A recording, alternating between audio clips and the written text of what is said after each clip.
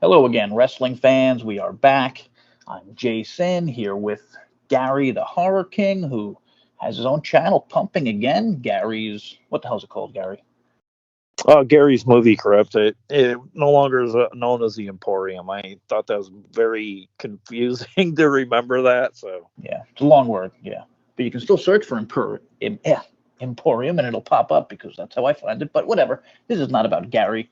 This is discuss TNA Impact Wrestling, where we're going to be discussing the WWE Royal Rumble because Jordan Gray showed up, and that's all anyone is talking about, even though Mustafa Ali appeared at the end of the latest TNA show. Okada was on the show. It was Dolph's first appearance. So, yeah, a little too much Jordan talk from me, especially when she was on a WWE show. And, yeah, of course, I mean, it's going to help TNA, give them a little buzz for a tiny bit. But this happened already. We saw this with um, Jesus, I'm forgetting her name. Mickey, Oh, Mickey Mickey, James. thank you. Mickey James. Like, we saw this and it didn't do much for TNA. And whatever, we'll get into it. But what are your thoughts, Gary, about the whole thing? And do you think it's too much Jordan and not enough Mustafa? I really haven't been following social media all that much. You had sent me that she was in it. Then I kind of like followed it up, looked at it a little bit. I mean, it was definitely exciting to see. My only complaint that I really saw about her debut was I felt like they kind of like revealed her like a little too much from the get go. Like there was like no tunnel or anything. It was like her music hit, and I mean anybody that watches Impact is gonna know that's her. And then like I felt like there really wasn't a good entrance for the females. I don't know if You that have was. a goddamn tunnel problem. You need to get you need to get it checked out ASAP.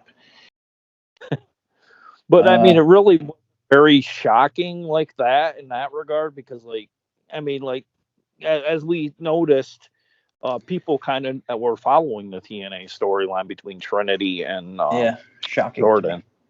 Yeah, shocking to me that fans kind of knew what the hell was going on with that. I mean, I don't know. Did they show them a video beforehand? It was very, very odd. but Like, how many of those people I could be mean, watching?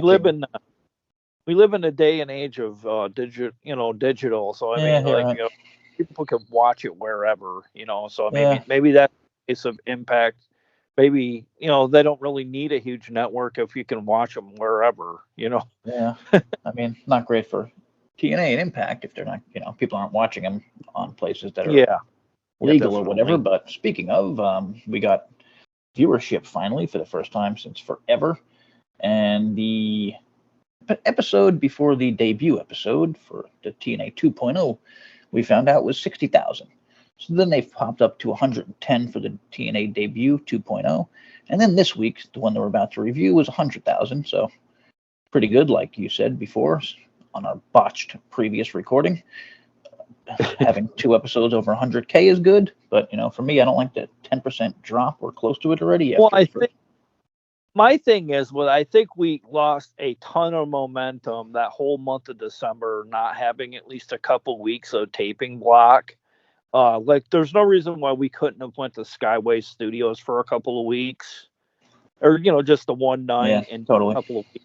I mean, or that maybe not even have many fans in attendance, kind of like pandemic kind of thing. You know what I mean? Like where there Yeah, were very little or no fans. Like I mean, that wouldn't really matter to me. You could kind of even pipe things in. even play it up that way. Like only allowed a few fans in here because it's such a special end of the year thing we got going. It's a VIP thing, whatever. Oh I yeah. love, but I loved. Well, I'll get back to Jordan in a minute. But I mean, I love the Mustafa Ali thing. I'm not a huge Mustafa Ali fan, just because I haven't seen a ton of him, and he doesn't really scream character guy to me. But this was cool, and this was a character vignette at like a post credit thing, which I literally did like 3 weeks ago, where I fell down and hurt myself pretending somebody attacked me in my apartment. So Well, also, keep in mind, Jay lives in New York City, so I mean yeah, that I kind mean of it could have happened. Yeah, I guess nobody listens that long, so nobody really called it out. But and I'm fine. Thanks for asking, jerks. Also, shout out to my boy Robles who called Mustafa coming, and he even said he would show up in a vignette. So I mean, that's just fucking totally nailing it. But I got to question some Impact, TNA, whatever fans. What are we calling ourselves these days? Just over the fact, I'm just seeing people freaking the hell out over Jordan in the Rumble, like, and talking about it way more than Okada being on TNA for the first time in how long? That was the one thing I've seen people dying 13 for forever. Yeah, And then 13 years to the yeah, Dolph's first taping. appearance, Dolph's first match. I mean, huge freaking signing. Mustafa Ali appears, another huge signing. I have to steal from He-Man Shoe at 411, who says about that, Mustafa Ali coming to TNA is big. And after Nick Nemeth, that's 2 top free agents now who chose TNA first over AEW. That is He-Man Shoe at 411, if anyone would like to reply.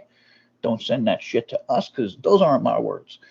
But he gave the show a 7.8 overall, and our friend Christian Thompson was much less forgiving with a 6.5. I'm probably in the middle at like a 7. But I don't know. I hated the opening. Sorry, what's yours? I'm just gonna go with Manchu, and I'm gonna say somewhere around 7, 8, 7, 9. Isn't that crazy that it was a freaking a 7 show that had Okada?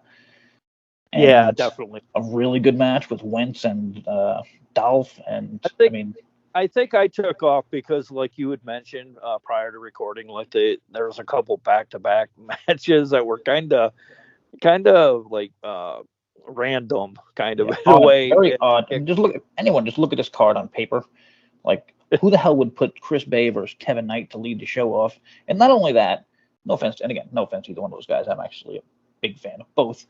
But then the next match is Dango and Prudius versus Damian Drake and Dante King. Like, how do you start the show like that when you have Okada and then Trinity and Jordan for the Knockouts title, like, and Dolph's first match? I mean, like, all it really was with